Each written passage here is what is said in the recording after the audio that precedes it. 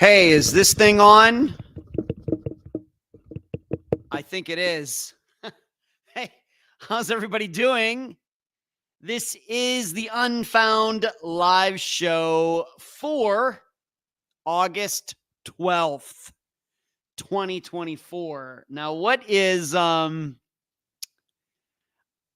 just realized this today, that had I been able to hold off on telling my story from last week about being stranded on a deserted island with a beautiful woman, had I been able to hold that off for a week instead of telling it last Monday, which would have been August 5th, and had I told it today instead, I would have been telling you the story coincidentally on that woman's birthday. What are the odds of that? How about that? Is that crazy or what? That just occurred to me today. Her birthday is August 12th, and I'm hoping she is having a nice one. I have a fantastic show planned for tonight. We're going to talk a little bit about when things go bad.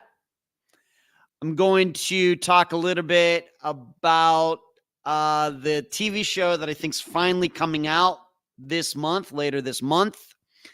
As is in the description, I want to talk to you about a trucker who we now know is a serial killer who got caught recently through DNA. I want to go over a rapist who got away with it and was on the run for many, like 35 years, and he was caught recently in LA. I'm going to go over that.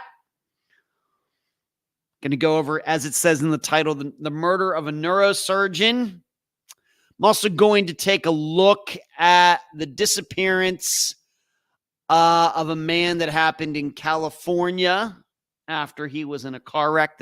This will give me an opportunity to expound a bit more on my insight into these kinds of disappearances where you have cars abandoned on the side of the road, cars or motorcycles like we had with David Kallenberger, abandoned on the side of the road, and maybe bring the discussion back to a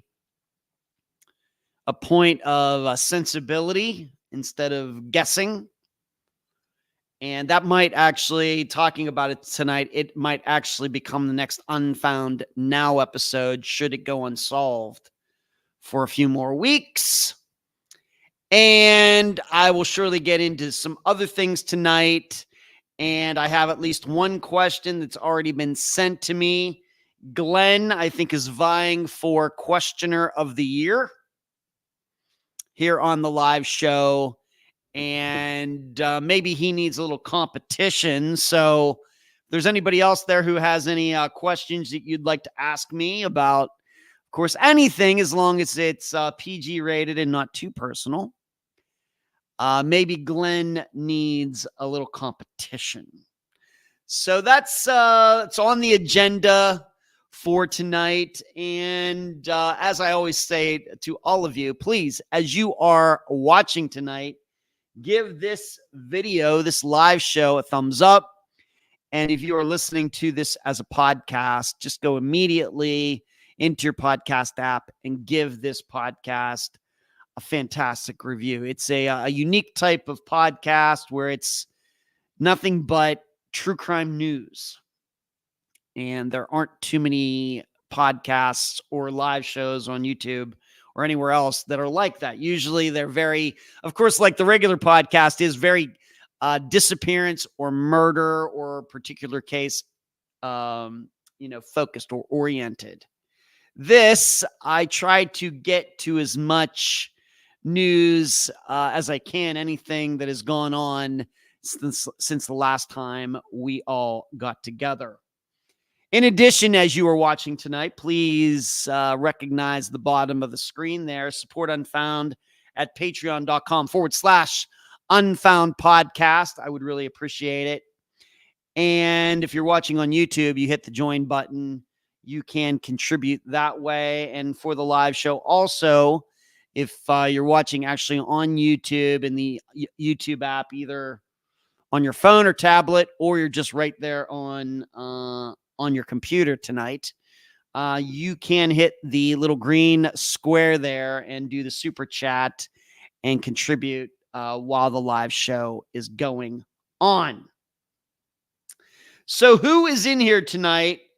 Before I continue, I think nephew Charles got in first. I think he maybe is leading in that category. Who is first to get into the chat every week? Charles, I think, is certainly up there at the top. He would be getting a gold medal, I think. Everything, how are you doing? Good to see you.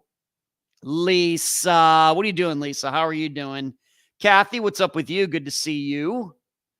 And Mary Jane, glad to see Mary Jane in here. Mary Jane is one of Unfound's newest Patreon supporters. Thank you so much, Mary Jane. I look forward to seeing you on Sunday evenings. Thank you so much. And Glenn, once again, Glenn has already been mentioned. He has a question for me tonight. Hello, Sarah. Hello, Karen. Amy 007, Amy James Bond. How are you? Good to see you. Thanks for everybody. Thanks for making time on this Monday night. So just some things, personal stuff, things that have gone on since we all last got together. You will maybe notice maybe my left arm will come up in the show tonight for one reason or another. Not wearing the brace. Wrist is feeling a lot better. Just continuing to think that at some point when I was back in Pennsylvania, after I went and played disc golf, must have been a week before my birthday. So that Friday before my birthday,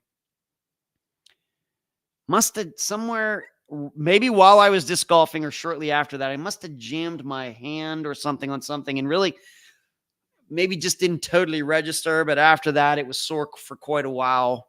And the brace seems to have fixed it, although I still have like a little twinge going on up in my shoulder. I must have really done something, and it's really weird because I don't remember doing anything. I don't remember hurting it in any way, but that's kind of what happened when I injured my shoulder back in 2013, my right shoulder.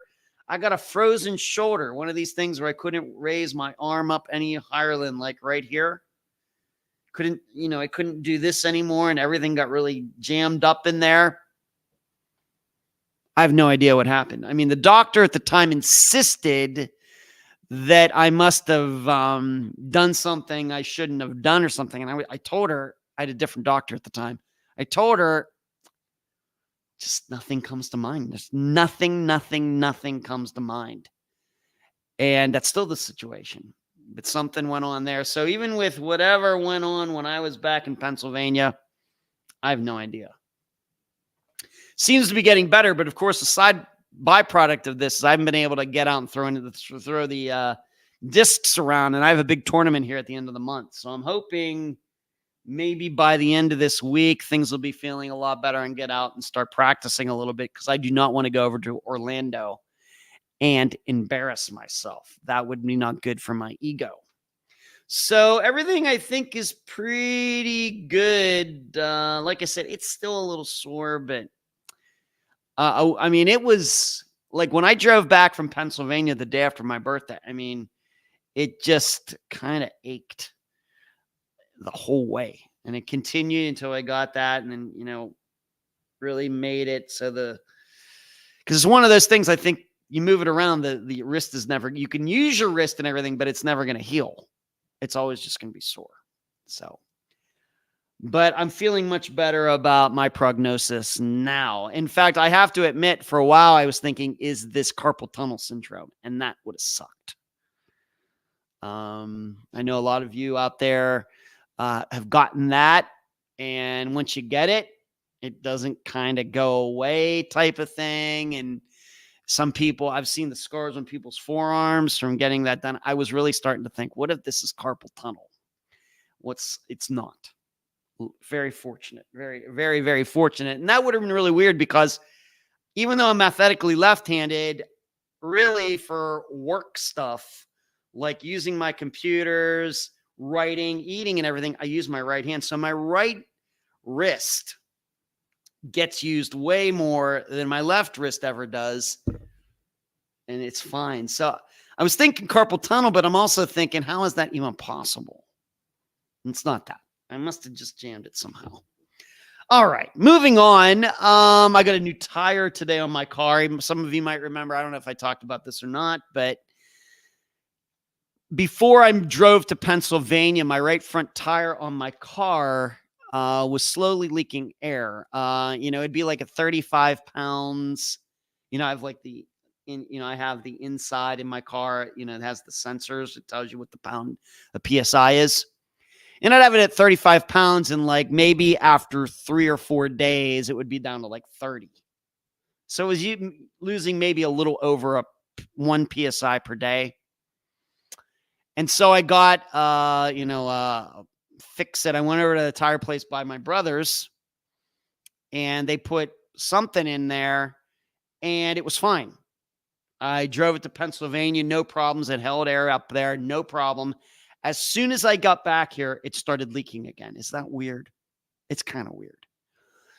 And so I brought it back over to the same place today, and they were like, you know what? Maybe you should just get a new tire. They didn't want to try to do the same thing they did before. If it's not going to hold, they made a very good point.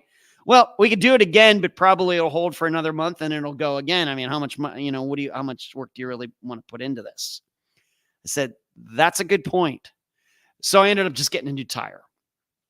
So I got a new tire, right front tire. So I have 3 tires that are matched and a dork tire on there. 1 tire that's of one kind and 3 are of something else. And you hate doing that because now you have a new tire and you have 3 tires that are like half tread gone or still left on them. So things are a little off, but what are you going to do? So new tire today, and was not expecting that. But like I said, in the end, it probably makes sense being that the first time around them putting a patch or whatever you want to call it on there didn't work. Did any of you watch the Olympics? I thought they were fantastic. I know there are a lot of Olympics haters out there, and my perception is among certain groups here in the United States, it's very cool to hate the Olympics and all these athletes getting together and world peace and all of that stuff. But I have to admit, I was totally into them. And I thought they were spectacular. While I would be doing Unfound work here back on my couch, I would actually watch them live. If you don't know, of course, it's in Paris, 6 hours ahead, at least from the East Coast. And if you're waiting till like that night to watch, of course, that's recording. I was actually watching these things live. So the race is taking place at 7:00 Paris time. I'm watching it at 1:00 here in the United States. So I got to see a lot of these things as they happened. A lot of the wins and losses for the United States. And a lot of thrilling finishes, men and women winning by hundreds of seconds and everything. I thought it was just spectacular. I'm not much into the swimming and stuff, but I'm really all into all the track stuff, whether it's like the javelin or the relays and the sprints and the 10,000 meter. I'm all into that. I enjoy watching even though I can't play it, I enjoy watching the ping pong and the badminton. I caught some of that as well. And how hard they hit that little birdie thing, or it's technically the name of that thing is called the shuttlecock. And what else? I watched the volleyball, and those are a lot of things that the competitions that I like to watch. Not so much into the fencing, and I like some of the cycling, and being that an American woman won the one race. In fact, the Americans won a few races. I guess I'm a little bit into that, but really the track and field stuff, the relays, the sprints, the high jump, the pole vault with Mondo Laplantis or whatever his name is, breaking the world record and all that. I was really into all of that stuff. I even watched the heat races. I don't even just watch the finals. If I could have caught the heat races, the semifinals, and all that, I watched it. So, and the closing ceremonies, if you missed them, wow, that was crazy. That the way they did that, and of course Tom Cruise doing what, coming in from the edge of the stadium, and the guy playing the piano while the piano's up sideways and everything. It was crazy. Just I don't know. LA has got, here in the United States, we're gonna have a hard time outdoing that, I think. Because it was certainly something. And like I said, I realize when it comes to like the World Cup and the Olympics, there's a lot of shenanigans that go around, and the corruption and all of that. But I just accept that that's, there's a lot of corruption in the NFL. And you look at any sports organization, there are things that go on. And if that's going to be your standard, then you shouldn't watch any sports, if that's your standard. Me, I just watch the Olympics for what they are. A bunch of people who are very talented, working their butts off, devoting their entire lives for just, one moment in time. Their lives, their careers, the rest of their lives are all hang in the balance over just a few minutes. If you if you're Noah Lyles or Sha'Carri Richardson or Sydney McLaughlin-Levrone, or you have that one moment to get everything right. And of course, the Olympics only come around every 4 years. And your life comes down to just those precious seconds. And if you do it right, you're kind of set for life. Noah Lyles and all these other athletes, even from other countries, that Leon Marchand or whatever he's saying, from France, who won all those medals in swimming. He got it made with sponsorships and everything else. He got it made for the rest of his life. I'm still guessing he's going to swim and try to win more medals in 4 years or world championships or whatever else. But the prestige, the fame, the fortune, having all of your work pay off. But then, of course, they're all the losers. They're the losers. There's the person who comes in 50th in the marathon, or the person who has worked maybe just as hard as, a lot of these athletes who win, who work just as hard, but instead they don't even get to the finals. And meaning they don't get any sponsorships, and they maybe have to go get real jobs and everything. Just the way it is. To me, that's what makes it so fascinating. This is not like, when we talk about in the United States, like baseball or football or something like that. If your team sucks this year, well, you can do it again next year. You get another chance. Or if your team sucks this week, you get a chance to try it next week. Or if baseball, if you suck today, like my Pirates are doing right now. I mean, their season has totally gone into the tank. Bad. But every game offers a new opportunity to win every day. Not so with these people. Not so with these athletes.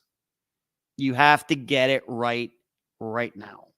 So I cannot imagine the pressure. And a lot of them choked. And some of them choked like 3 years ago in Tokyo. But then this time around, like Rai Benjamin, probably should have won in 2021. He comes back there this year and wins. And so many compelling stories out there. So I was just completely fascinated by all of it. And especially like the running events, because I hate to run. I always hated running. That's just fascinating to me. These people can run like 10,000 meters of the marathon. Just crazy to me. So I hope you caught that. The opening ceremonies were spectacular, going down the Seine and all those boats. But I have to say, I think the closing ceremonies were better. Really better with the music and the artistry and all the acrobats and Tom Cruise on the motorcycle, and then going to LA And you have the Red Hot Chili Peppers. I guess I like them. They're not, one of my favorite bands of our time, but they're okay. And then Snoop Dogg, who was all over the Olympics, and I'm not going to quite get into that. I don't want to go in that direction. But then Billie Eilish, just brought the whole LA side of it, taking over for 2028. It was something. So I hope you caught it. If you missed it, you can go online, like at NBCSports.com or NBC Sports on YouTube. You can watch it all again because it was like a 3-hour production or something. It was crazy. Hello, Sarah. Hello, Karen, Amy. Charles says, good evening, everyone, Uncle Ed. The boys are back and we're heading out to dinner. Just wanted to check in and say hi. Okay, so you're going to dinner. All right, Charlie. Yeah, Brayson is back in Colorado. Very good. Hello, Maid of the Wave. Hello from me. Well, hello to you. Hello, Jasmine. Glenn says he watched the Olympics as much as he could. Okay. Kathy, I've watched a lot of the Olympics, was multitasking like you. Most of the events were time delayed in California. Well, you could watch them live, Kathy, but like I said, you're 3 hours behind. So if something was happening at if it was like a final that happened at 7:00 Paris time, that's already 1:00 Eastern USA time. So where you are, it's 10 a.m. But you could watch them live if you're willing to get up early enough. Of course, it's not very early. It's right in the afternoon here. Hello, Amy. Once again, mate, UK isn't doing okay. You mean in the Olympics? Well, made one of the things that doesn't help is that you don't have as populated a country as we do.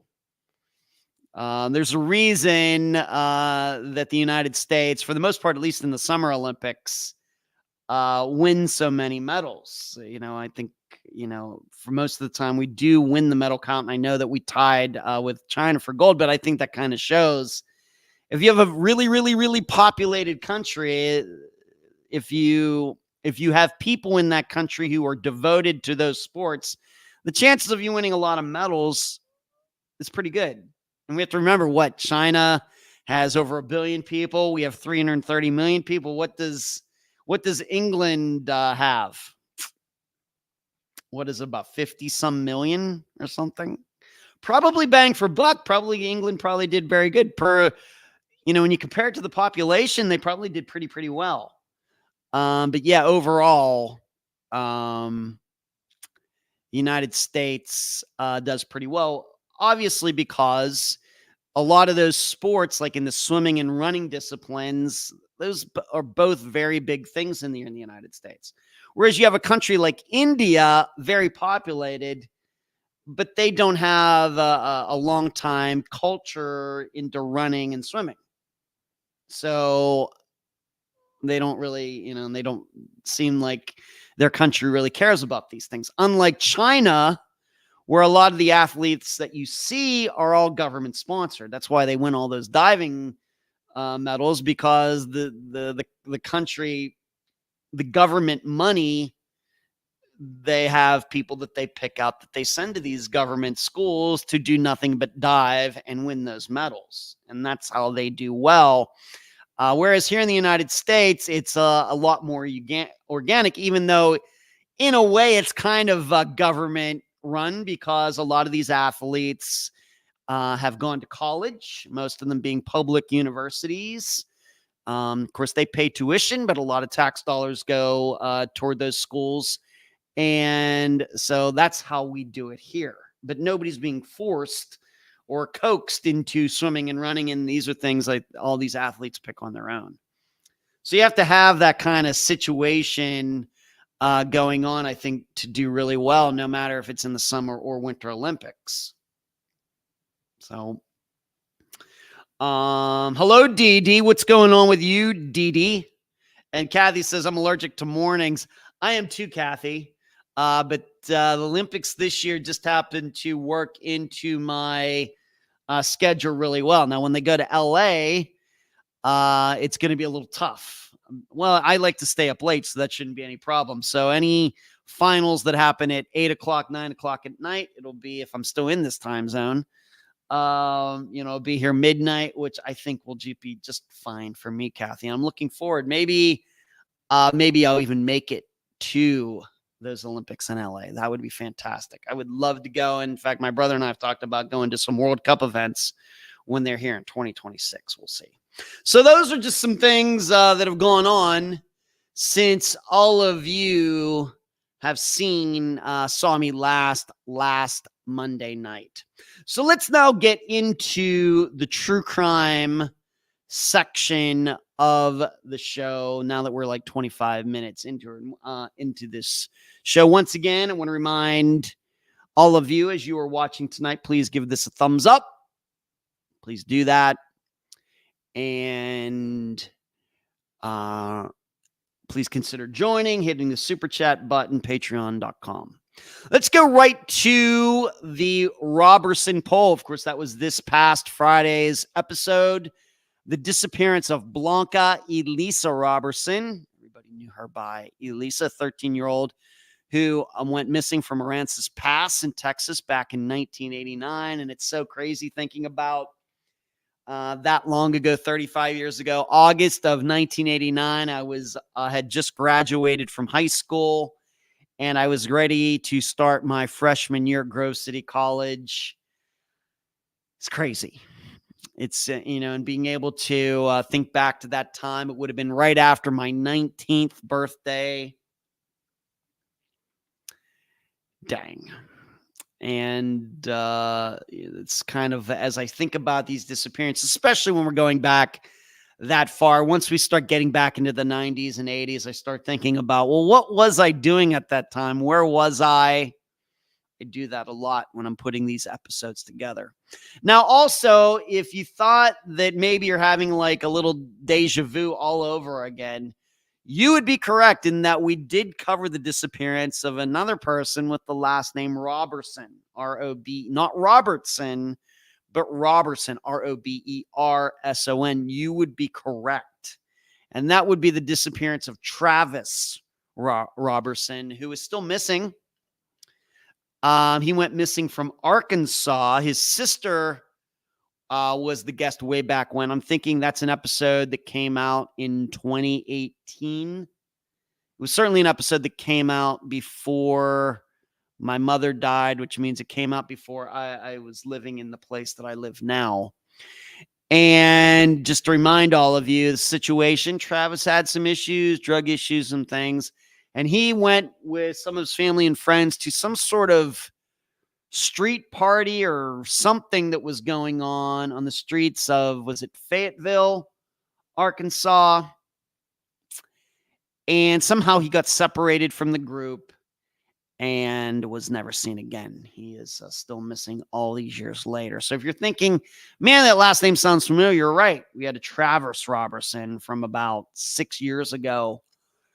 But for Elisa Robertson, for the poll that I put in the discussion group on Facebook, that I'm hoping a lot of you took part in that, asked a simple question. Was Bob Green responsible for Elisa's disappearance? And overwhelmingly, I think almost 90% of the people who answered says yes, Bob Green is responsible for her disappearance.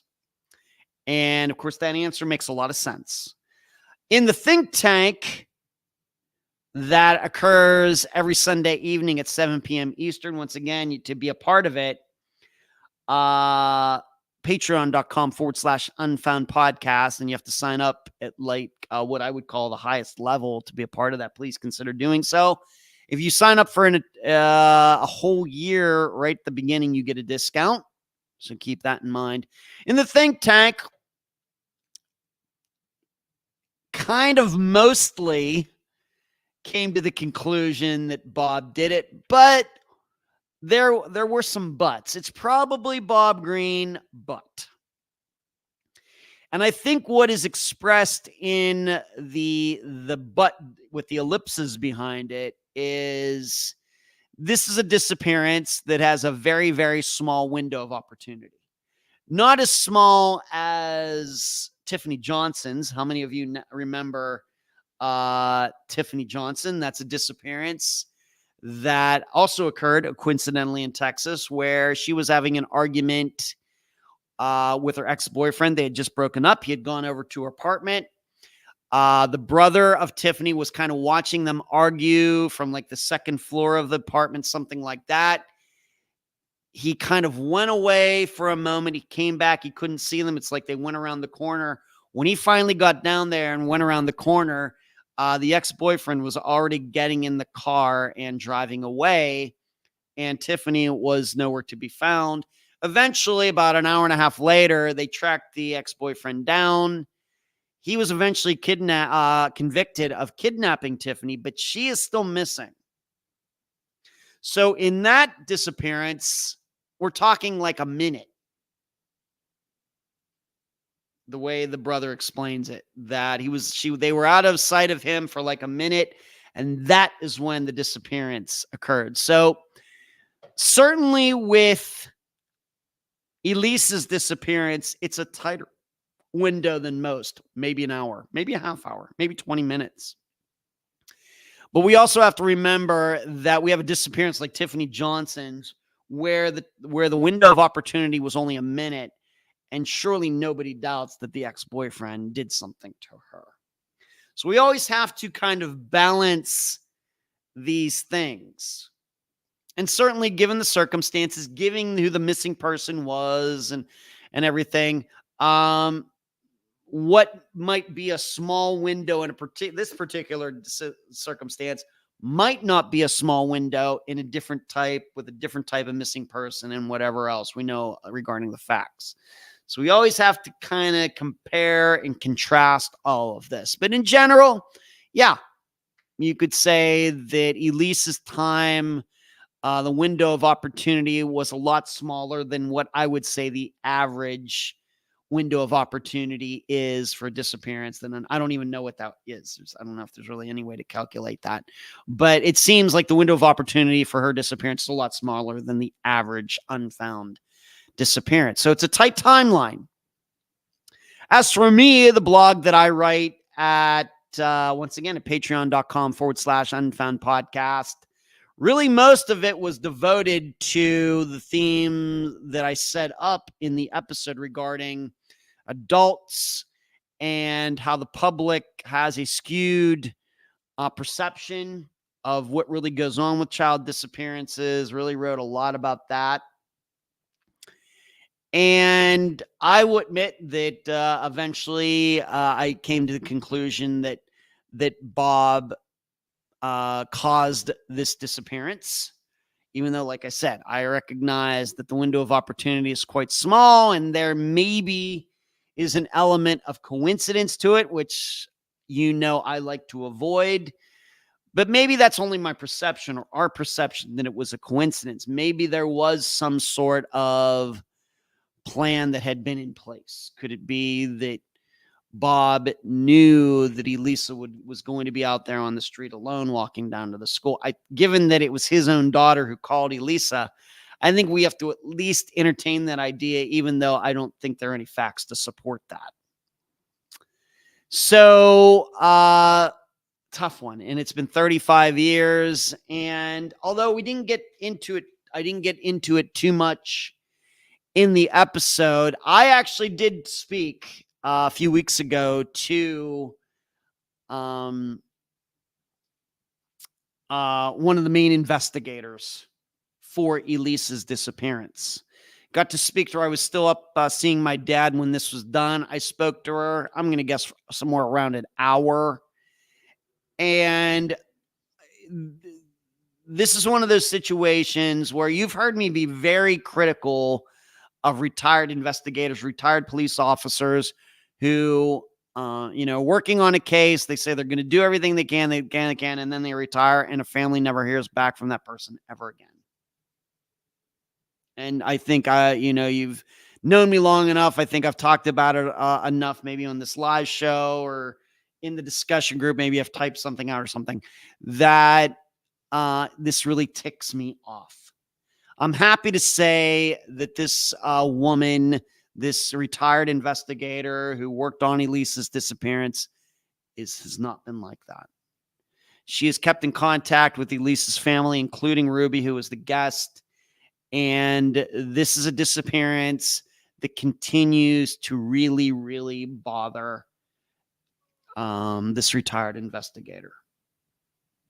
And if I may speak for her, she believes that Bob did this, but she had to admit there was nothing ever, of course, nothing concrete that could connect into it, even though, given the totality of the situation, there doesn't seem to be any other answer.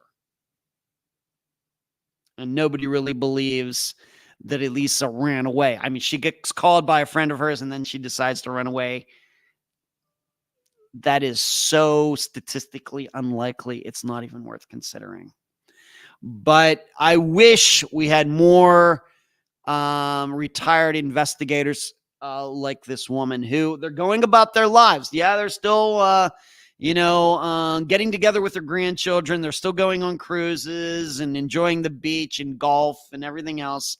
But they never forget about some of some of these families that they got to know really well, who are still out there, still trying to find answers. And it's amazing to me how many retired police officers, investigators, who probably have more time on their hands than they know what to do with, don't do this. This really, I can't tell you how much this ticks me off. You know, these families for so many years, for example, in the situation with Elisa's family, 35 years. And what do we know? We know that a lot of these families, I think what we've learned, they trust the police so much. And they listen to them. We're going to take care of this. You need to just hold off. We're going to solve this. Don't go do this. Don't do that. Don't go on this podcast. Don't do this. We're going to take care of it. We're going to solve it. We're working on the leads. Listen to us. Don't do anything. And then these people retire and there's nothing. There's nothing.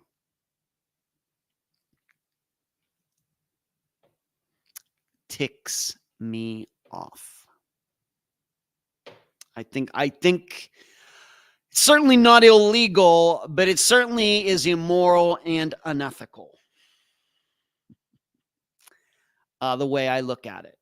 And I even look at it from my point of view, that let's say, just for some crazy, insane reason, that Unfound would end tomorrow, but I would still be alive. I would still have all my faculties, still have my brain and everything else. There's no way I'm not talking to the guests of Unfound I'm not going to just leave them out there hanging out to dry and never talk to any of them again. That is so, I can't even talk about it because it's so disgusting to me. That would seem so disgusting that I would ever think about doing something like that. Of course, I never would. But that's what these investigators do. And surely they have less people who they have to think about than I do. Remember, I have 340 disappearances at this point that I'm responsible for, even though I know almost about 10% of them have been solved one way or another. That's still 310 or 305 or something like that.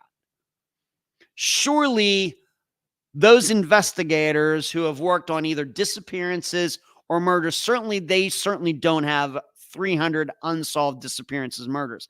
They maybe have 10. And still, it's nothing. I find it disgusting. I'm going to keep saying it. And as I continue to say also, that because of this and other things that I've encountered in doing this I can't even tell. Obviously, doing this podcast for, we're coming on an 8-year anniversary, beginning of September. Doing this podcast has been an eye-opener for me for so many things, of course, including disappearances. That'd probably be number one. Learning about them, why they happen, getting to know these families and starting to develop some sort of theory regarding disappearances, and going to schools and talking to criminal justice majors, getting to know Dr. Telesco and all the other fabulous professors that I've, gone speaking to their classes.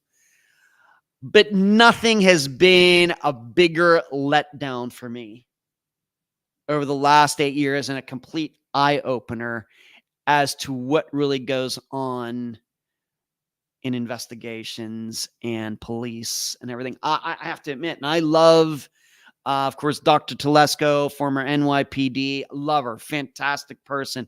But overall, I have to tell you, I've lost so much respect. I mean, I still want to talk to, if some police officer wants to talk to me, I'm certainly willing to talk, and I will give that individual my 100% attention, and I will say yes, sir, and no, sir, and give them all the respect in the world. And of course, when we think about Adam Turner solving the disappearance of Mary Jane Van Gilder, spectacular work. I really don't know. I think when it comes to a disappearance, I don't know if there is another investigator anywhere on the earth who did more complete work than he did with Mary Jane Van Gilder. Spectacular. But the profession as a whole, just, my respect has dropped. It just has. But there are those people like Dr. Telesco, like Adam Turner up there in Ohio, like Linda, who continues to work with Elisa's family. These people are out there, but they're in the minority. They're in the minority. And this is why I continue to say that at some point,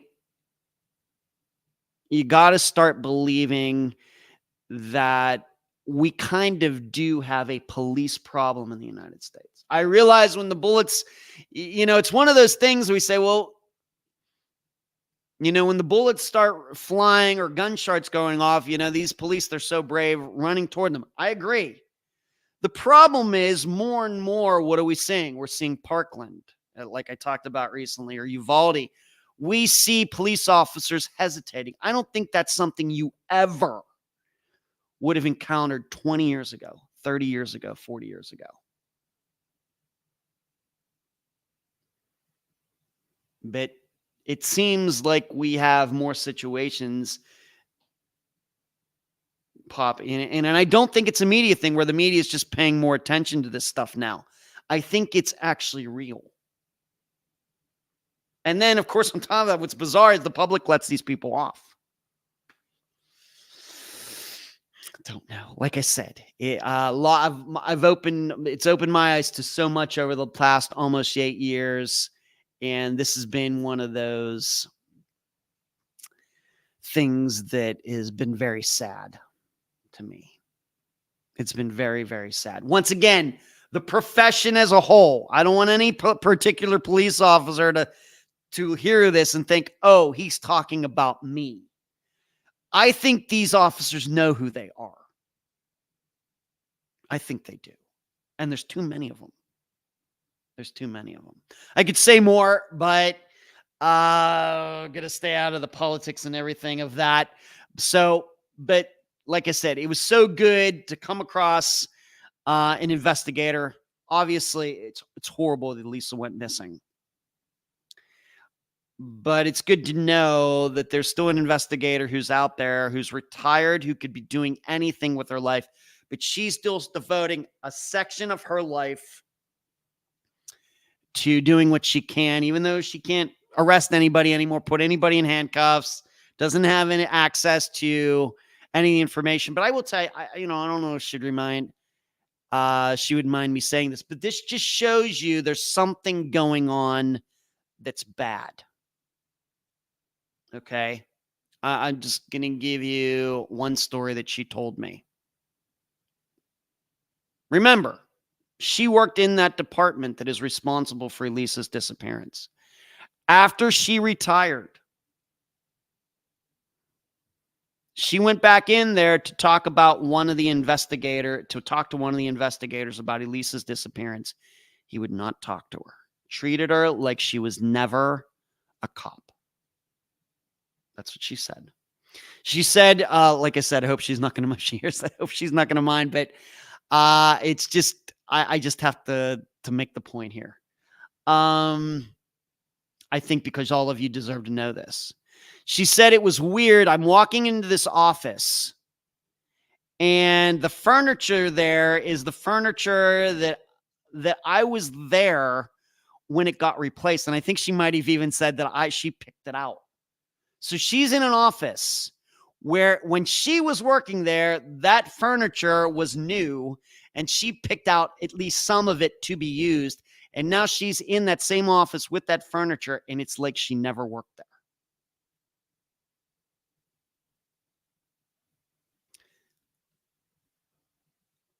I'm going to continue to say it. There's something going on with the profession of law enforcement officer in the United States overall, not on an individual level, but on a whole workforce level. It's crazy. Not making that up. So there you go. What's everybody saying like that about all of this? Something about a name, whether a first name or a last name regarding Robertson. Okay, Vicky. Hazel thought no. All right, Hazel. Hey, by the way, good to see you, Hazel. I saw that New Zealand won. Your guy won the gold medal in the high jump. That was a fantastic competition between him and our guy here from the United States. Glenn, Bob most likely, but you never know the outlier, which we have been seeing a lot due to DNA technology. Yes, Glenn. And Brian, it seems it's usually the last person the victim was with is responsible for their disappearance. Sometimes, but not all the time. Of course, if that were the case, I guess maybe you're looking at maybe some of the neighbors down the street who encountered her. Maybe we did talk about that in the episode, or in the think tank, Brian. We did throw that idea around. It didn't seem to me that anybody was too hot on that, but we certainly did discuss it. Vicky, there was a couple other children that came up missing in same area. I think I looked into that, Vicky. I didn't see anything like that. Yeah, Hazel says, Linda, very close contact with Ruby. Guess she's a gem. She is a gem. Vicky, thank you. I am right, Vicky. Anybody who agrees with me is very, very muy inteligente. Vicky, sometimes police need fresh eyes and don't take people up on an offer. What's funny you mentioned that, Vicky, because I think my interview where Julia Colley from the Consult is going to be coming out. I don't know, this week, next week, sometime, I think here in August. I think it's so long she's going to break it up into 2 parts. But we actually talk about that because she was the one way back in January. She was the FBI agent. Now she kind of corrects, I think, what I've been saying. Maybe I've been exaggerating it just a teeny weeny bit. But she admitted in dealing with a particular police department at one time that the police department did not want the FBI to come in and take a look because the police department was afraid that the FBI would find mistakes that the investigation made. Like I said, we have a law enforcement problem. So when you start talking fresh eyes, a lot of police departments do not want fresh eyes.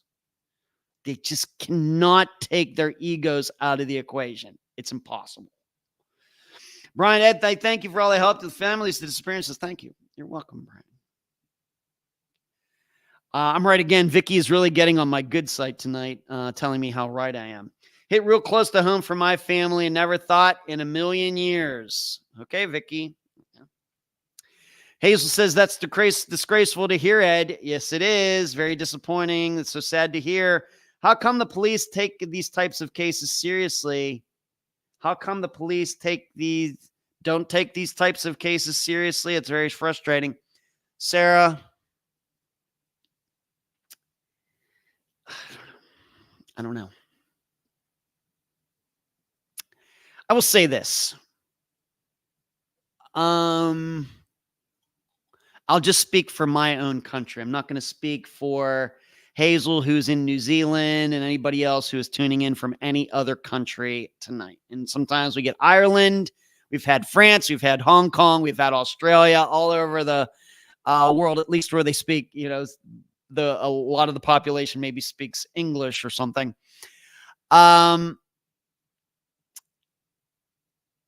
It's gotten to the point after 8 years where I hear these stories and I start thinking, you know what? Maybe a lot of these minority communities in the United States, when it comes to that, their attitudes toward police have had a point all along. Maybe.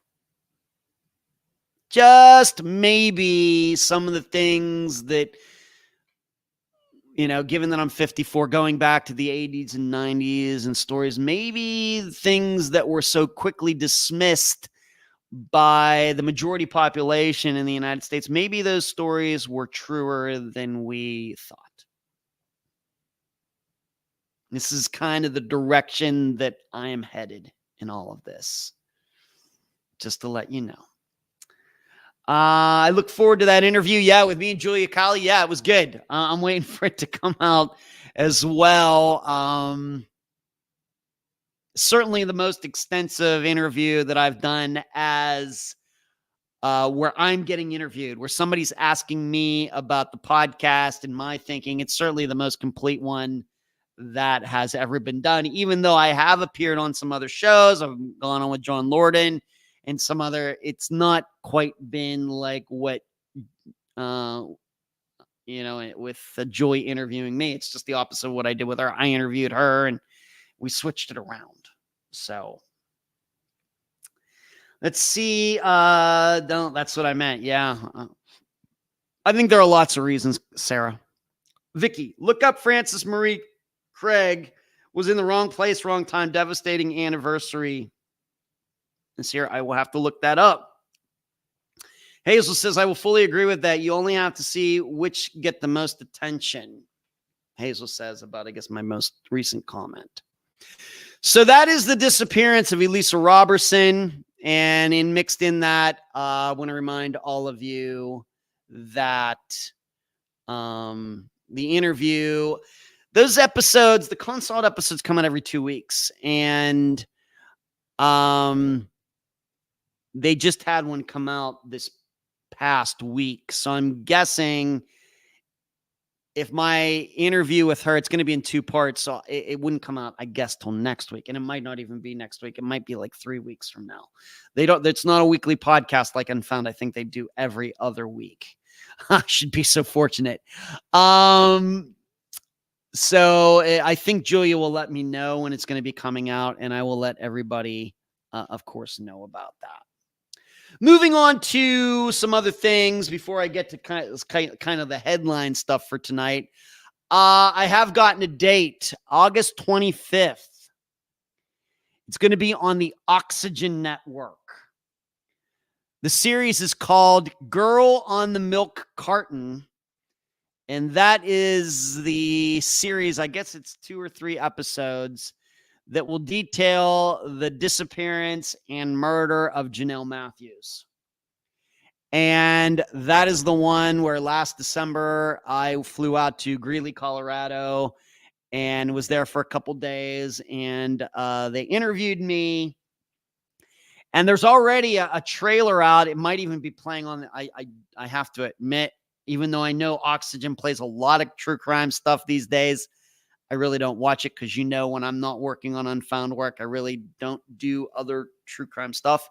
But I'm guessing that this advertisement for the series is already playing on there because I think it's already set up as a trailer here on YouTube somewhere. I'm not in the trailer. There are other people who they interviewed, including Steve Pankey's ex-wife, who are in the trailer. I am not in the trailer, and I'm perfectly happy about that. And, it's one of those things where I really don't know how this is all going to come out. You have to remember that, once you do filming like that, it's all up to the editing. And as a former filmmaker myself, you could do any sort of filming, and depending on how you edit it, you can make it very, very serious. Any movie, no matter what the script is, depending on how you edit it, you can make it look like a comedy. You can make it look like Schindler's List and everything in between. So I'm bracing for impact on this coming out because, well, there's no doubt in my mind that of all of the people they interviewed for this series, this show, I have to be one of the few that took a different position regarding the conviction of Steve Pankey. And if you even maybe remember going back to December and me talking about, like I said, I can't get into, in fact, I don't even remember now most of it. But if you remember at the time, I could only say so much about how I was interviewed. And the last, I must have been sitting in that chair for a couple hours. I would say the last 10, 15, 20 minutes were a little contentious between me and the director. I think he did it because it's going to maybe make great TV. And given that, like I said, I think that, of course, all of you now know my attitude toward all this. And I haven't gotten a Steve Pankey letter, by the way, recently. But, when you start saying in the interview that the prosecution, even though I was part of the prosecution, they never put him on the street, never proved he was at the home, never proved that he ever owned a gun of the same caliber that killed Janelle, on and on and on and on. Well, as if you might remember this, as I was being driven back to my hotel with the guy who I think is a fantastic guy, he was mainly the guy that I worked with, communicated with before I showed up in Colorado. I have nothing bad to say about him at all. Good guy. Good guy. But as soon as we got in the vehicle, he was driving me back to the hotel. I turned to him and I said, well, I guess you found your villain for this series. And this is kind of, this is where my head is regarding this show right now. That they're going to, you know how they do these things.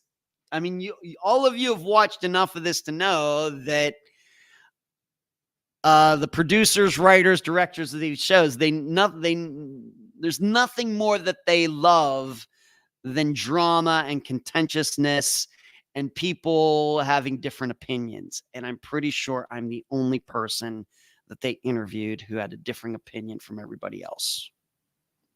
I'm sure everybody else that they interviewed is absolutely 100% sure that Steve killed Janelle. Me, my standpoint is, I just don't think they proved it. Well, there you go. So I'm bracing for impact. I don't know how they edited me and how I'm going to come across. Maybe I'm worried about nothing, but it's going to come out. I agreed to do it. And once you agree to do something like that, you just have to live with the results. But I think I held my ground. But like I said, it just really, in the end, it almost doesn't even matter what you say because they're going to edit it the way they want. And this is one of the reasons when it comes to Unfound interviews, I don't edit interviews except to take out mistakes and any pauses or anything like that. The interview plays as it was recorded. I don't take people out of context or anything. Most other places don't do that, especially on TV. So that's coming out August 25th. So that's 13 days. So it's going to be coming out on a Sunday, I guess. So we'll see what happens. We'll see. And I think I can talk about it now, but as soon as I came back from there, and the first live show I did after I came back from Greeley, the the second time, not after the filming, but after the actual second trial in which Steve was found guilty. The first live show I did after that, there was a particular person who came into this live show who I will just say is connected to the prosecution in some way. I'll just say that. Came in this very show and trolled me because of what I was saying. And Cherie's been a little busy. That's maybe why I haven't seen her the last couple weeks. She's been very busy. She got a lot going on. Had to get to the point where we had to block that person. So there's that. Let's see what everybody is saying here about all this. It's all hands on deck for beautiful white girls, Hazel says. Vicky, thought you met someone when you said date. Yeah. If only, Vicky. Hey, now that would be interesting, huh? I love how organic your interviews are. They are organic. They're scripted. I mean, they're not scripted, but they are outlined, Mary Jane. But because we want to make sure we cover things in a very organized way. Certainly, we want to cover it in an organized way because most of you are hearing about the information for the first time. So we got to make sure it's organized, but then also we want to be as in-depth as possible. The only way you can do that is to have an outline that you can follow. We can certainly go off on some tangents, but there's certainly a structure that we follow. I think in the end, even though it's structured, it's a regular conversation. It's just an outlined conversation. I think that's what happens to a lot of podcasters. There have been a cease and desist in at least one case. I know. Well, I'm free to say, I've not done anything illegal.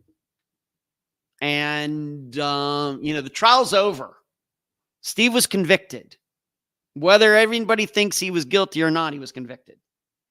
And he's in jail. And there you go. And I'm certainly allowed to, I really don't know if there's anything secret about anything regarding either trial or anything. I just talked about my experiences. And I would say overall, I had a great experience going out there and testifying. And I think they showed me a lot of respect and everything else. But just like they have a job to do, I have a job to do. And I don't see their job being any more important than mine. Whereas it's become obvious they actually think their job is important. They think they're more important than I am important when it comes to this kind of stuff. And they're wrong. They're wrong.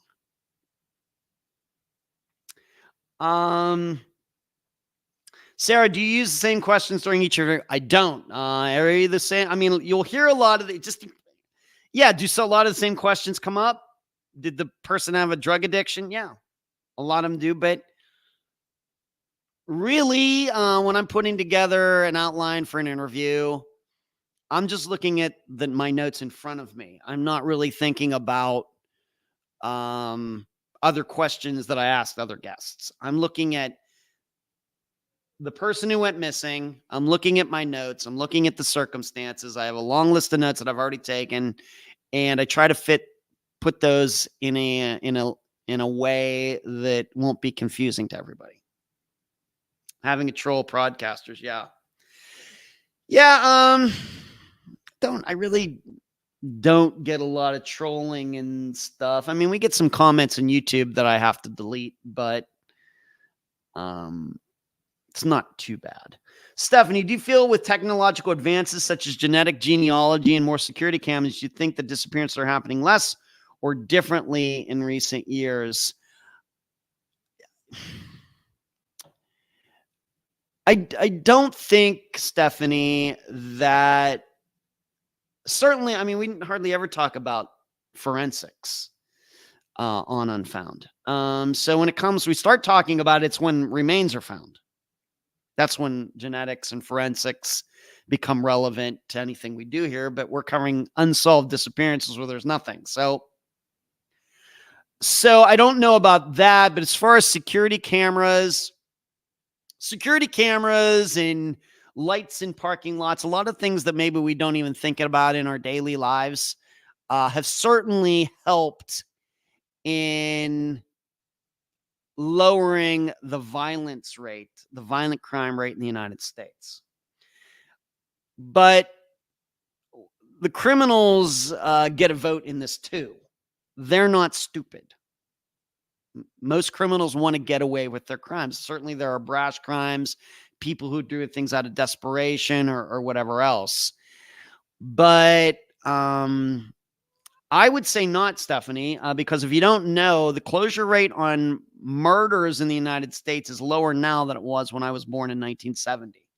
So despite genetics, despite video cameras and everything else, the closure rate for crimes, violent crimes, is actually lower than it was 50 years ago.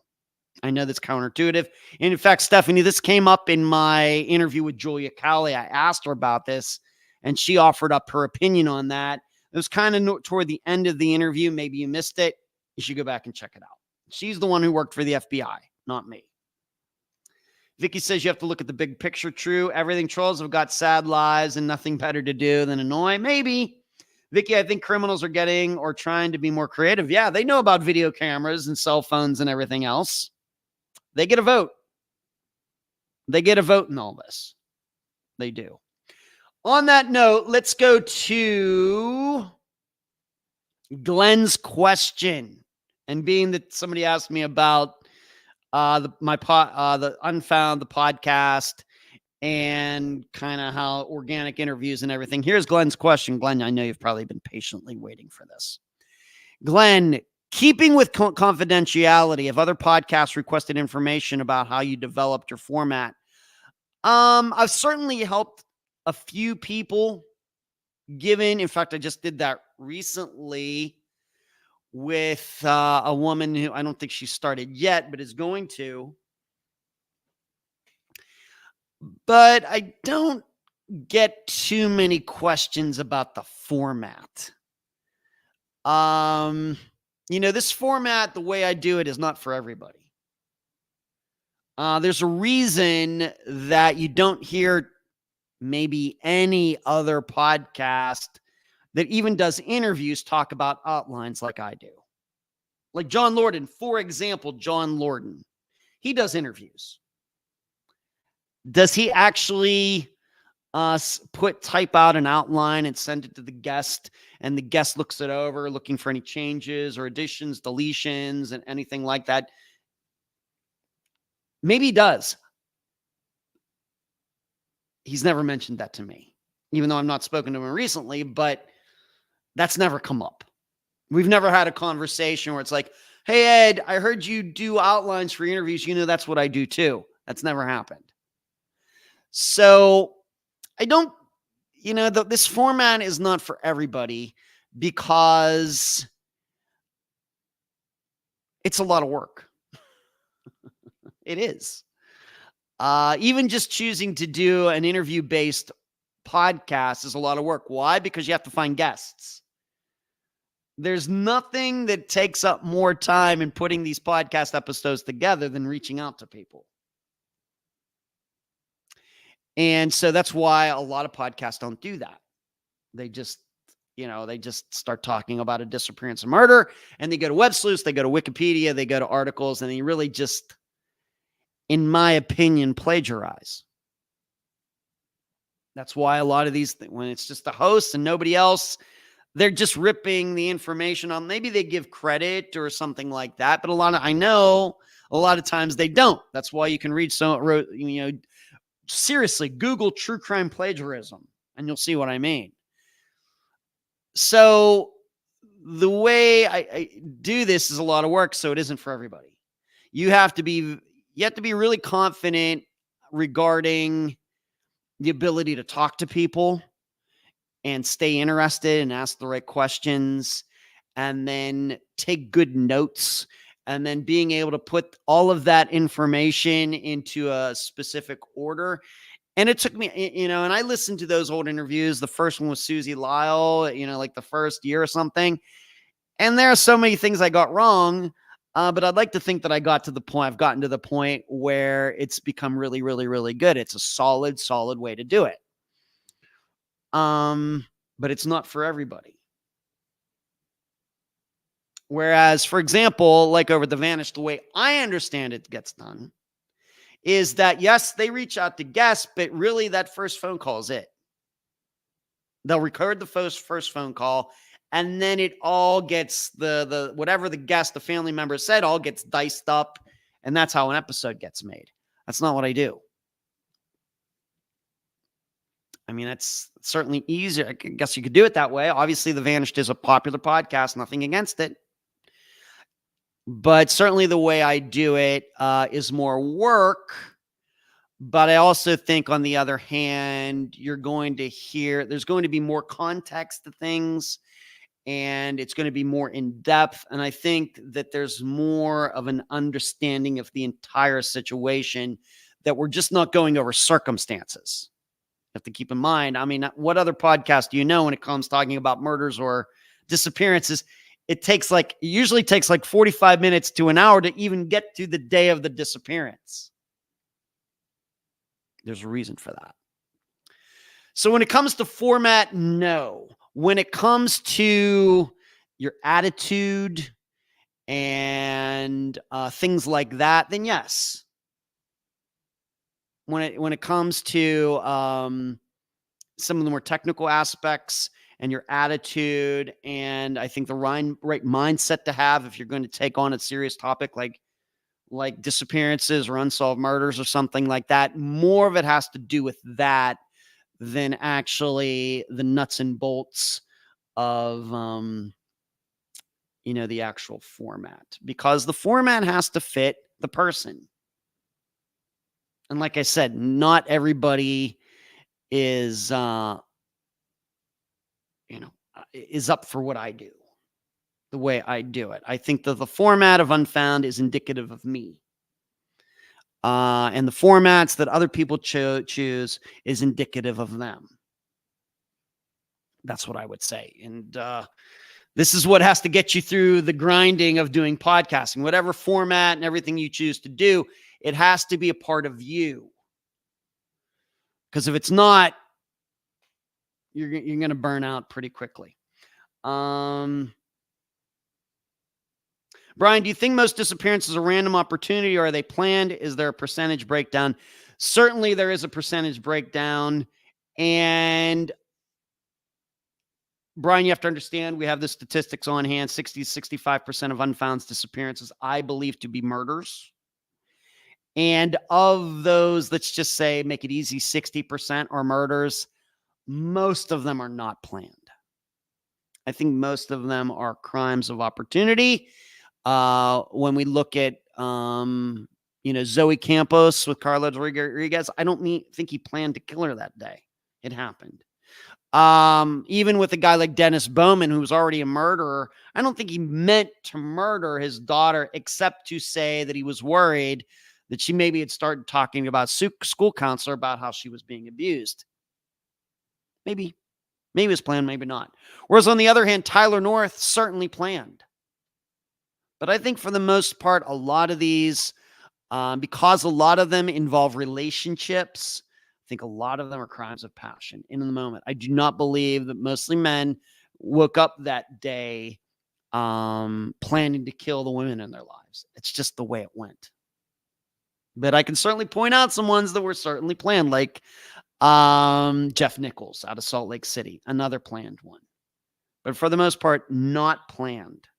But when we think about all the others that we don't believe are murders, so we have accidents and suicides and walk-offs and drugs and everything, hard to say.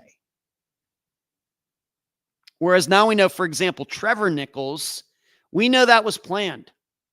He was moving from one Army base to another, and it's clear to me he didn't want to be in the Army anymore. So he left his wife, left his child, and we know just a couple years ago, we know he's a homeless person in San Diego.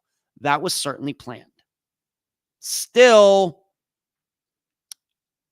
it's hard for me to put a lot of those in the planned category, because we're dealing in a lot of those situations where people were not in the right minds, either due to mental health issues or dementia or drug issues. So can you really say they chose to do something? I guess they did, but not because they had rational minds.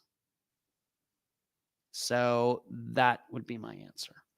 Disappearances are about people, not circumstances. That is certainly true. Thank you, Hazel. All right, let's get to, so that's my answer, Glenn. We don't talk too much about format. We talk more about attitude, mindset, things like that. Much more how you do if you were talking to an athlete. Last thing you want to do is talk to an athlete is about mechanics. It's more important to talk to them about confidence. Of course, mechanics help in any sport, but really it's about confidence, and the mental side of it is a lot, in almost anything, is more important than the physical side of it. All right, let's get to some of these stories. And I'm just going to read first for this trucker that got caught. Oh, one more thing. I want to make sure I got to this. Just by accident, I got to speak to Stormy Dorsey, one of Unfound's, if I can say this, one of Unfound's favorite guests. Many of you know that she's been fighting brain cancer. The last 3 years, 4 years, something like that. Came on all of a sudden. She was absolutely fine.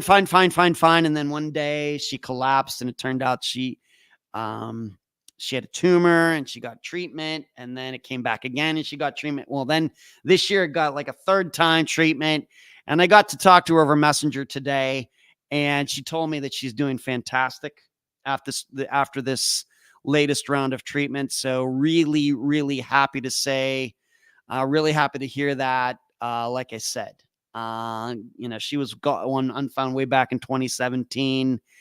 And I think even for all of you who know her, I think she's one of your favorites as well. But the other thing she let me know is about her brother Brandon's disappearance, is that, if you'll remember, Brandon was taking a bus trip from Salt Lake City to Key West to go back to live with the guy in his life whose name was Charles, who was much older than Brandon. Well, Stormy let me know that in 2022, Charles got caught with child pornography. And she actually sent me a PDF file with Charles's picture with the charges and everything. So there's that. Does that raise the possibility higher that he might have caused Brandon's disappearance? I don't know. If you remember, the best that they were able to track Brandon was to Nashville, Tennessee, on this bus trip. And it very well maybe he got off the bus there and just, disappeared from there. And that's really been the thinking since then. And that's the angle we really looked at back in 2017. Does it rule out the possibility that he really did make it back to Key West and something happened here? I guess it's conceivable. I guess it's possible. I don't know how probable it is. But the guy that was in his life got caught with child porn in 2022. So if you ever go back and listen to that episode or come across Brandon's page on the Charlie Project or whatever, add that to your thinking that the man he was going back to, I'm not saying he ever had abused any children, but he did get caught with child pornography. All right. But Stormy is doing fantastic. It was so nice to talk to her today. All right. Stephen Paul Gail, Gale. A man wanted in the 1989 rapes of two. No, this is actually not the trucker story. I'm going to do this one first. This comes out of LA. This had to do with a car chase. You don't see this every day. A guy that's been on the run for 35 years, he gets caught after a police chase. Stephen Paul Gail, a man wanted in the 1989 rapes of two Massachusetts women, is in custody following an hour-long police chase. You can actually watch the chase on YouTube. In Los Angeles Thursday. Stephen Paul Gail, 71 years old, was arrested after leading police on the chase. The chase started just before 4 p.m. as Gail drove on the 405 at a moderate rate of speed while obeying most traffic signals. Massachusetts officials charged Gail in May with 4 counts of aggravated rape, 2 counts of kidnapping, and 1 count of armed robbery. Gail is accused of sexually assaulting 2 female employees of a clothing store in Framingham, Massachusetts, about 20 miles west of Boston, nearly 35 years ago. DNA collected at the scene helped investigators identify Gail as a suspect. This DNA evidence and the statistical results comparing the probability of relatedness provide probable cause to identify Stephen Paul Gail and led to the issuance of today's arrest warrant. Now, what you may be thinking is, wait a minute. He raped these 2 women in 1989. He goes on the run, and they just identify him now through DNA. That's what happened. And I'll get to that in a moment. On December 27th, just goes through how he ended up, raping these women. It goes through the details. I'm going to skip that. But here's the part, once again. Do we have a police problem in the United States? U.S. Marshals from the District of Massachusetts began working on the case in February at the request of the Framingham Police Department.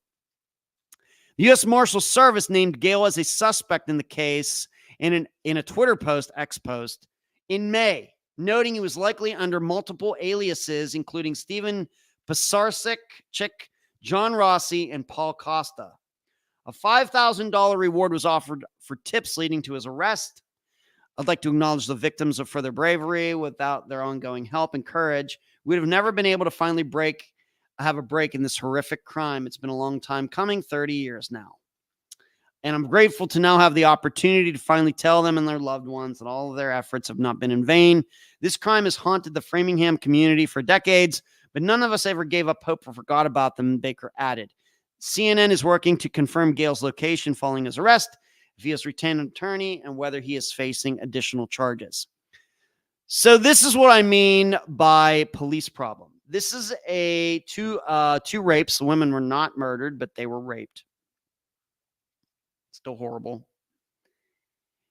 And it just sounds to me, the way this article is written, it's amazing. It's 35. These rapes are 35 years old. They decide to take a look at this in February of this year, and they catch him in August. So the question I have is, did they really have to wait this long to catch him? They had his DNA since 1989, and we know DNA didn't become a thing until like the mid-90s. And what was it? Did this guy make a mistake of some type? We have to remember, he went on the run. He changed his ID. He went out of state. He was the whole way in California and everything. Did this guy make a mistake? And is that the way they were able to track him down? Because it doesn't say in this article. Whereas when I read this article, it gives you the impression of, well, when they finally got around to taking this case seriously, they caught the guy. And it took 35 years for them to take it seriously. Maybe not 35, but let's say 25. Because like I said, with DNA, I realize you have to wait a while. But they've had the DNA for all this time, and they're only getting to it now. It just gives the impression, oh, well, look at this. We have these unsolved rapes. It's February 2024. Well, maybe we should start looking at this now.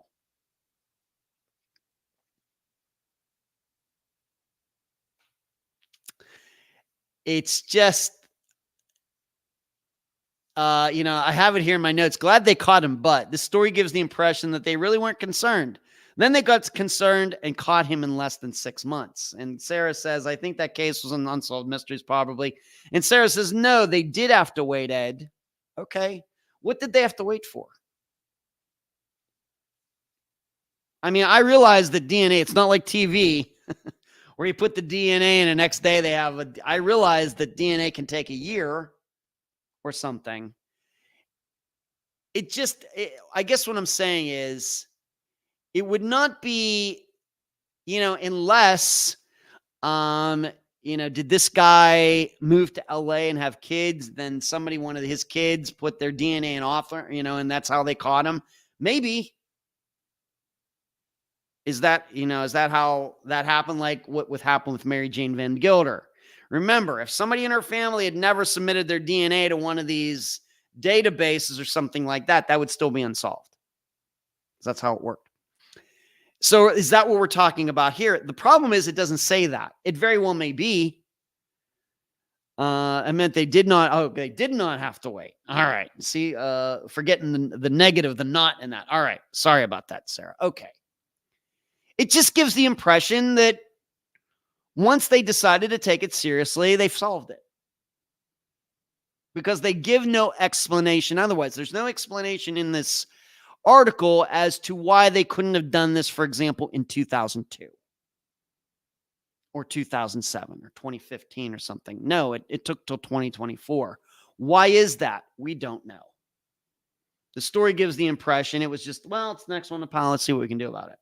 Meanwhile, this guy's out there under multiple aliases, and I'm going to ask you a question. Do you think it's very possible that he raped other women over these 35 years? I would say the answer is yes. Meanwhile, the file's sitting over there in Massachusetts, and suddenly it's like, you know what? I think we're finally going to take a look at this.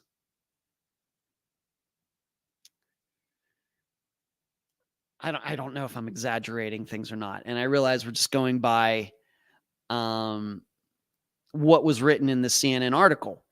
But what I would say, though, is that if I'm one of these spokespeople that's getting out there for the police, I think that I would want to make it clear and get quoted as to why it took this long. I think I would.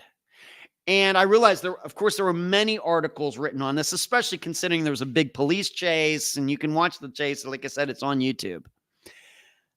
But you will not find in any of those articles, I must have looked at 4 or 5. Maybe there's one out there that I missed. In the articles that I looked at, not one of them said, well, what was the turning point? Was it because somehow his DNA managed to get in one of these Ancestry 23 or Ancestry.com, whatever, all these, and it eventually got to Othram and this? Maybe, but it doesn't say that. It just gives the impression that once they started to really look into this, oh, there he was. Well, golly gee. So, like I said, do we have a police problem in the United States? Think about it. All right, so that was that. So there was a guy, I guess technically it was missing. I guess he could have been a topic of conversation, a topic for an episode of Unfound. But he got caught first. But I guess, though, what we can learn from that, from a disappearance point of view, is, once again, I guess it is possible, even for rapists, to get away, change their IDs, and avoid getting caught for 35 years.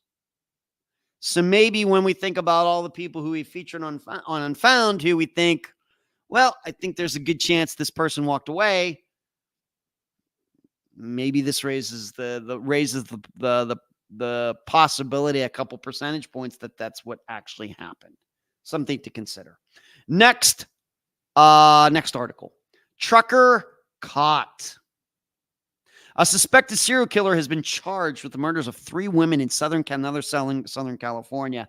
And my friend Suzanne wonders why I don't want to move down there to live closer to her. This is one of the reasons. A suspected serial killer has been charged with the murders of 3 women in Southern California nearly 50 years ago. Kimberly Fritz, 18, Velvet Sanchez, 31, and Lorraine Rodriguez, 21, were all strangled to death in 1977, but investigators ran out of leads at the time. While believing these 3 crimes were indeed connected, leads ran cold, and detectives were unable to identify who was responsible for these horrific murders. Warren Luther Alexander, these guys always have 3 names, of Diamond Head, Mississippi, who worked as a long-haul truck driver at the time, was linked to the murders when his DNA matched the crime scenes after being uploaded to the Combined DNA Index System. That's what CODIS stands for, by the way. How many of you knew that? Combined DNA Index System, CODIS. Alexander was extradited from North Carolina Tuesday, where he was in custody and charged with the murder there in 1992. So he committed murder there in 1992 and actually got caught and convicted, and that's where he was. The California victims were all murdered between the end of May 1977 and December of 77. These murders may have occurred 47 years ago, but the investigators with the Ventura County DA's office, the investigators with the Ventura County Sheriff's Office, cold case unit, and detectives with Humniminy and Oxnard never gave up. They never gave up seeking justice for these 3 victims and loved ones and their families. Can I just say, I'm kind of over that. I mean, you've all watched these press conferences when some big crime or crime spree or something gets solved, and all of the politicians and police department supervisors get up there in front of the microphones and they say how great, however it was great work by these people and working together and everything. I'm over it. I am completely over it. All the backslapping and butt kissing and thanking each other, and you were so great to work with. I am over it. Just tell us what we want to hear. We don't care about that stuff. You can all thank each other behind the scenes. You do not need to do it publicly. We do not care. We don't care about, working together, and they did a great job and we want to congratulate them. The public doesn't care. You can all congratulate each other behind the scenes. It makes all the sense in the world. We as the public, we don't care. Just tell us what we want to hear. We want to know how the investigation got to this point and how this person was caught. All the other stuff you can do around the water cooler. It's sickening. This is what I said. I'm going to keep saying it. Do we have a police problem in the United States? See, it would seem to me, I think I'm a good guy. And I think that at some point, even when it comes to Adam Turner and the way he did in presenting, he thanked all these people and everything. Maybe that's a little different. And I know that I got thanked. Unfound got mentioned twice in that presentation that he did back in February. But trust me, I would have been totally fine if it had not been mentioned. Okay? I don't care. I don't need to be mentioned. Thank them. Not required. But I would think that if I was in one of these positions as somebody in the police department management, a lieutenant, a sergeant, one of the brass that's not actually out there driving a police car, but is like in management in the police department, I would like to think that at some point, if I was involved in some big case that they were going to announce somebody being caught and everything, I think that at some point I would say to everybody else who's going to be involved, do we really need to do this?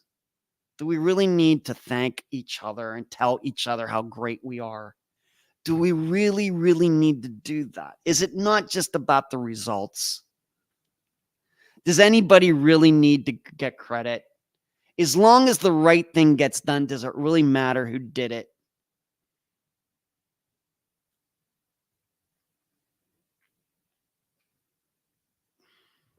It would just seem to me to be so, like I said, self-congratulatory. I don't get it. I don't get it. Every time, it's just something I know I never talked about it, but just stream of conscious. And I'm reading this and I'm thinking, here we go again. Let's see here. Let me get down to more of the meat of the article. Officials said they believe he could be a suspect in other unsolved murders in California and other states while he's working as a truck driver from the 70s until the 90s. We believe there may be additional victims, both locally and in other states. This is an ongoing investigation, and we will continue to pursue all leads to become available. This is not in any way closed. He was arrested in North Carolina in 2022. Oh, for the 1992 killing of Nona Cobb, Nona Cobb, 29. Alexander grew up in Oxnard, California, where Sanchez was killed in September 77, and he moved back to the area in the 1970s. It should also be known that these victims were known as local prostitutes who worked a particular area at the time, and that is where he found these women. So in very much, he's like the Green River Killer, like Gary Ridgway, somebody like that. And there's always been this thinking out there that if you want to be a successful killer, a serial killer, what better job to have than truck driver? And I say this even though both of my brothers were truck drivers at one point or another. And I've told you, you get out in your truck, and I've spent some overnights and some truck stops, coincidentally, in California. And I'm telling you, they are shady places. Shady, shady, shady places at like 3 a.m. So there's that. Now, what do I think about this? Maybe the obvious question. Do I think of any Unfound's disappearances could be connected to this guy? Keep in mind, he didn't get, even though he got convicted of this murder in 92, it seems he was a free man until just a couple years ago. Maybe. I mean, we're up to 340 disappearances, so I think we have to consider that. It doesn't seem to me that they've been able to connect any murders outside of North Carolina or California to him. So, and we've covered disappearances in both of those states of women. We would have to start looking at any women in either of those locations who might have been prostitutes. The issue is, even though we certainly covered some women who might have been doing that. I mean, of course, Jessie Foster. I just don't know.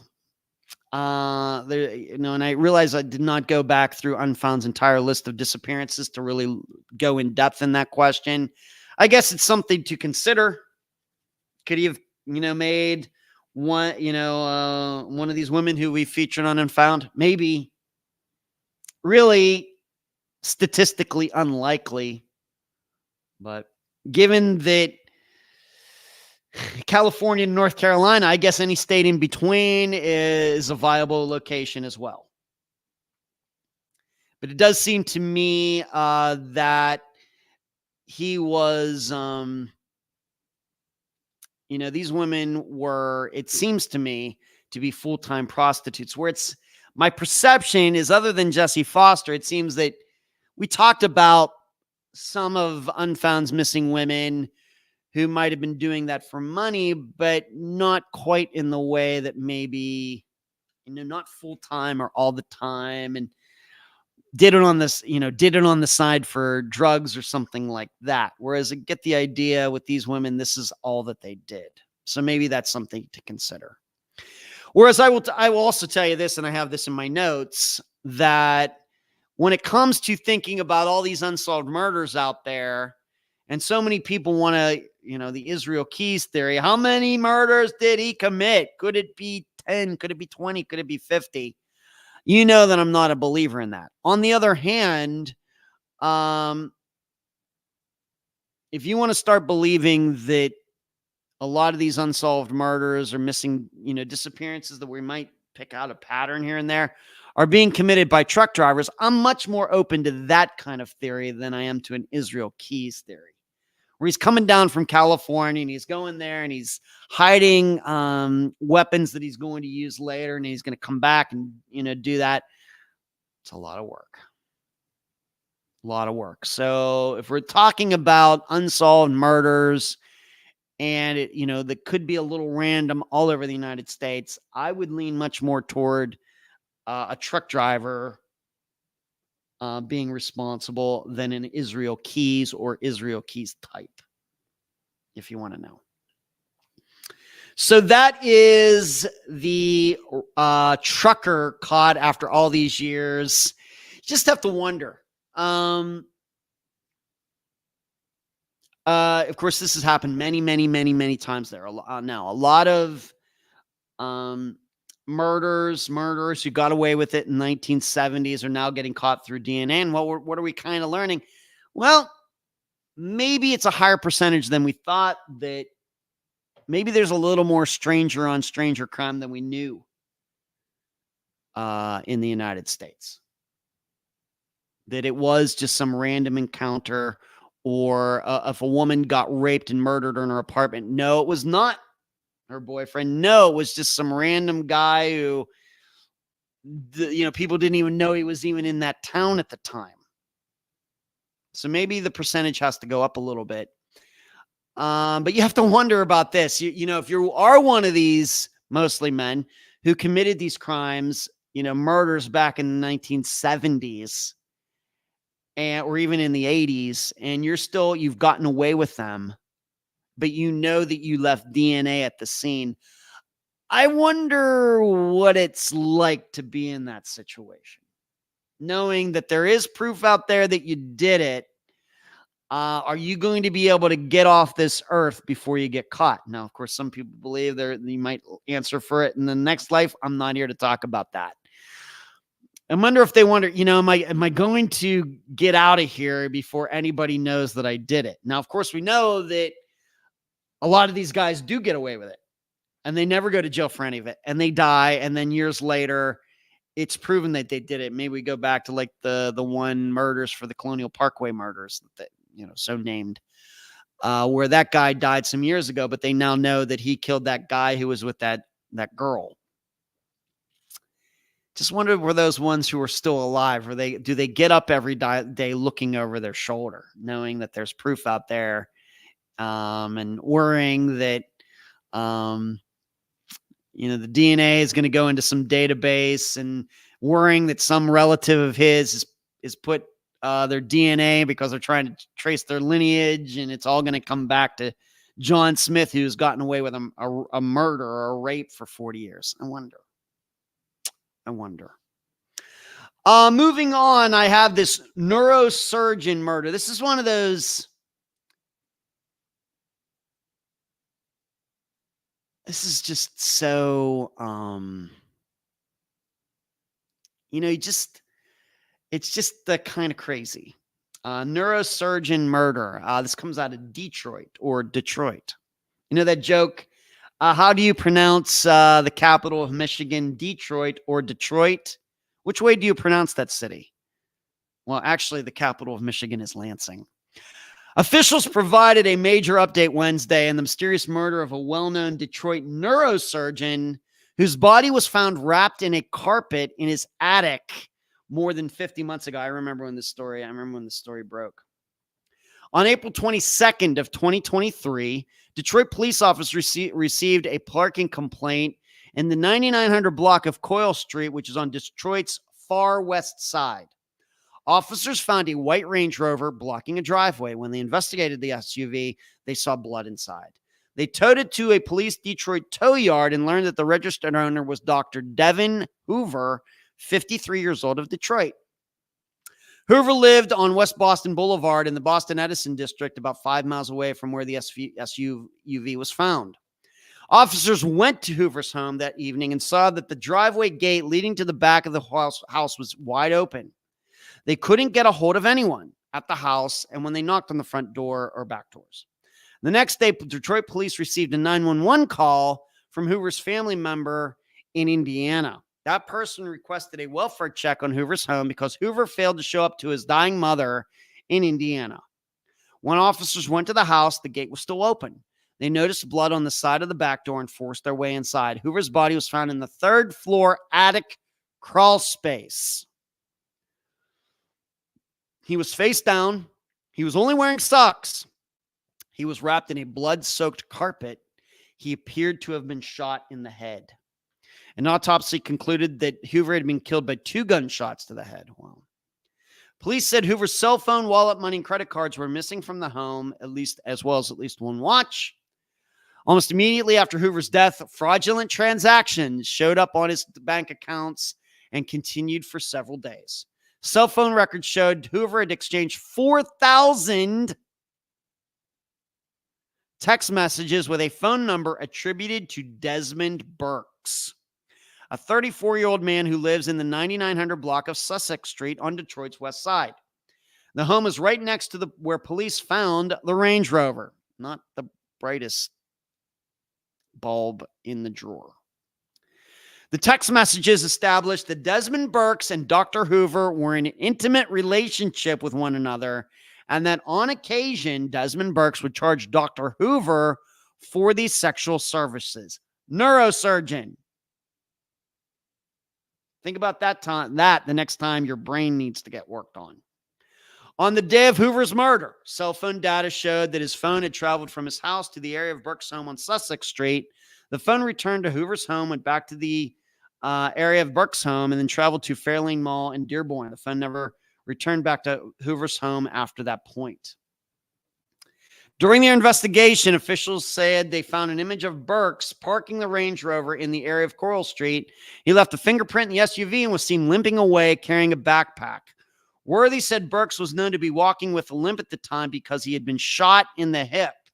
And what's clear and not clear to me is, did Hoover, the doctor, shoot him? Or was this from a prior injury he had before that? So imagine he gets shot in the hip at some point in the past, and this neurosurgeon still wants to be with this guy. Would that not tell you, would this not be a red flag that you should not be around this guy? Worthy confirmed that Burks was the person of interest and was taken into the custody on case on April 2023, but released on May 22nd or May 2nd of 2023. So like over a year ago. And he's facing a host of charges, premeditated murder, felony murder, all on and on and on and on. Now, here's the kicker. Like it says, he was taken in, but he was let go in May 2023. Would you believe that just a couple weeks after that, he murdered somebody else? This Desmond Burks guy who murdered Dr. Hoover. I mean, they had more than enough evidence, you would think, to hold him at the time. They let him go in May of 2023. And here's what happened next.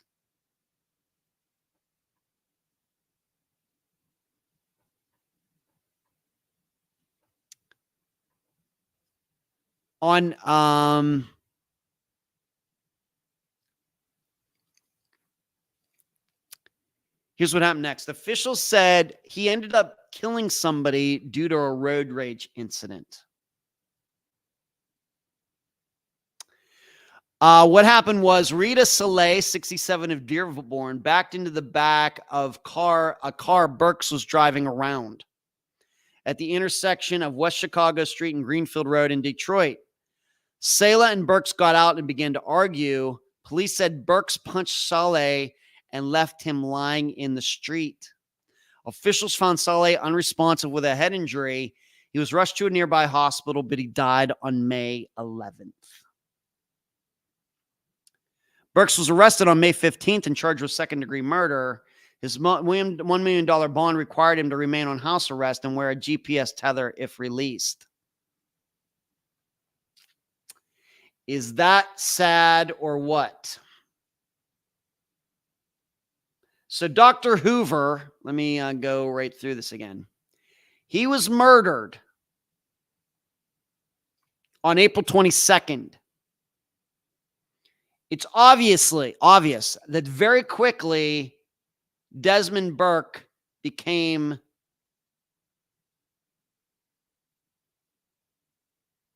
the person of interest in this.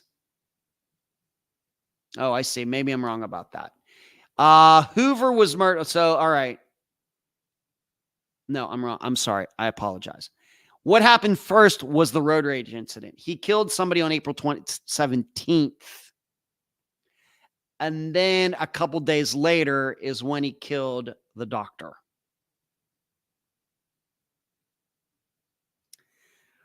Hey, there's Marty. Hey, guys, stopping in concert, but just wanted to say hello. I knew you were missing tonight, Marty. I noticed that. I noticed you were not in the chat tonight. I'm a little disappointed. Now, I'll feel better if the concert you went to see is a good one. So you got to tell me what concert it was. Maybe you already told me somewhere else, but Who did you go see in concert, Marty? I need to know. Everybody, in fact, wants to know. So going back to this article, just to be clear, Desmond Burks killed a guy due to road rage on April 17th. A couple days later, he murdered this neurosurgeon.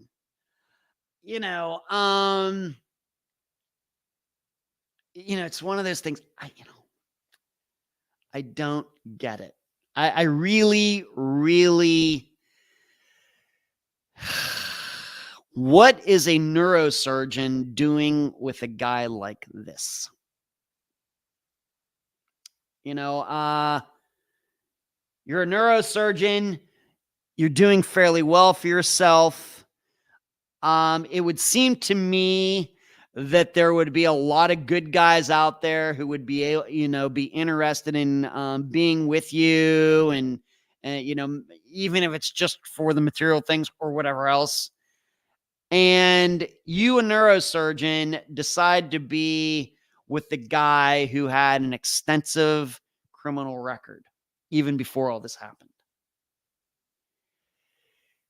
It's hard to understand. It's really, really, really, I have it in my notes. Is there not any way for upper class, educated gay men to meet men of the same type in Detroit? Is there no way to do that you have to pay a criminal for such things? See, even as me as a straight guy, I don't get the whole men going to prostitutes, even though when I lived in Nevada, it's legal up there in Pahrump area. And I don't think I ever knew any men that went up and did that, but those places stay in business somehow. Don't get it. It's hard for me to understand. And I would be saying the same thing if it was a straight neurosurgeon who is getting together with female prostitutes who have extensive criminal records. It's the same thing. What are you doing? I just don't get it. I just don't know. Hard for me to understand. If you women are wondering out there, why do men do this? I don't know. Why do straight guys, feel like they have to do that? As a straight guy, I have no answer for you. Zero. And I say that probably suspecting that there have been a lot of otherwise, does that totally tarnish a guy's reputation? You can even call a guy good who does something like that. Maybe you can't. I guess maybe what I'll say, men who otherwise seem to make good decisions in their lives that go and do that. I have no answer for you women. I have none. You will have to seek answers from somebody else. I don't get it. So, and so we have a neurosurgeon, if you can imagine it, working on somebody's brain, curing somebody of taking out tumors out of someone's brain or working on a head injury, and then going home to your criminal prostitute and paying this person, this guy. I don't know. I don't know. Marty says, probably not your cup of tea, Ed, but it was free to me. Slipknot 25th anniversary show. You're right. I was invited to a Viper box in Madison Square Garden. Look at Marty dropping these names tonight. He shows up at the 10:48 mark, 12 minutes to go in the show. And he drops in and says, oh, yeah, I went to this concert tonight. It was in Madison Square Garden. I was in the VIP box. Wow. Wow, Marty. I'm joking around. You're right. It wouldn't have been my cup of tea. And even if it had been Madison Square Garden in the Viper box or whatever they call it, I don't think that I would be going. Just a little too out there for me. Some guys have to pay for it. Ed, difficulties attracting women. You know what, Hazel, you may be right, but I got to tell you, I've known a lot of, men who I wouldn't, they don't seem to have a lot of marketable qualities to me. But, as we say here in the United States, Hazel, there's a butt for every seat. And somehow these guys end up meeting women and they're not paying, they're not prostitutes. They're not, they're having real relationships. So I have to admit, Hazel, I don't know if I buy into some guys have to pay for it. I don't know. It seems like there's a butt for every seat out there, even myself, maybe one of these days. Should read difficulties attracting men or women. I got what you're saying, Hazel. Maybe some guys maybe it's one of those things where maybe some guys just aren't patient. Maybe it's that. They think that they're maybe going to meet a woman they can have a real relationship with her, but they're not patient for that. So in the meantime, they're going to do this. Maybe that's the answer. But really, I don't have an answer. Women, don't ask me. I don't know. One more thing regarding Riley Strain. Did you see this? It seems all those stories that we heard about what went on before he went missing and then ended up in the river weren't quite the truth, and a lot of people were lying, specifically the young men around him. The University of Missouri student who died in March by drowning in the Cumberland River after a night out in downtown Nashville consumed between 12 to 15 alcoholic drinks before his death. Strain's cause of death was drowning in ethanol intoxication. He was found to have a blood alcohol level of 0.228. Remember all those stories? Oh, well, he just had a few drinks before we got to the bar, and then he only had one drink. And remember, he called his mother and said, hey, this drink doesn't taste right. And so everybody's thinking that he got poisoned or somebody slipped a roofie in his drink and everything. No.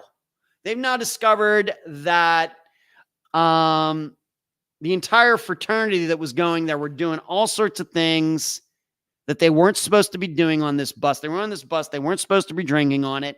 They were doing it. In fact, it might have even been known that the bus driver knew what they were doing and didn't care. You can read whatever article you want to read. The Tennessee Alcohol Beverage Commission determined the 22-year-old had not been overserved the evening of March 8th in downtown bars.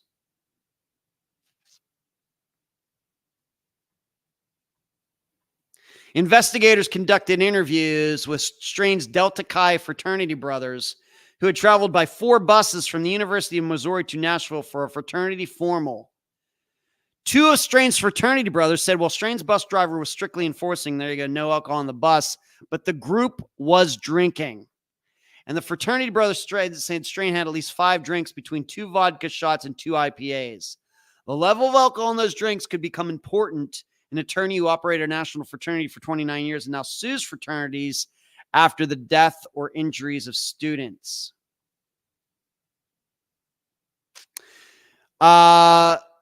Police findings with Eastlick, who said the amount of alcohol in those drinks violates the chapter's own rules. The fact is, for any parties that they have, the drinks, whether it is, cannot have more than 15% alcohol. If a chapter doesn't comply with these, they will be placed on corrective action or probation status. This is basically an out-of-control party situation.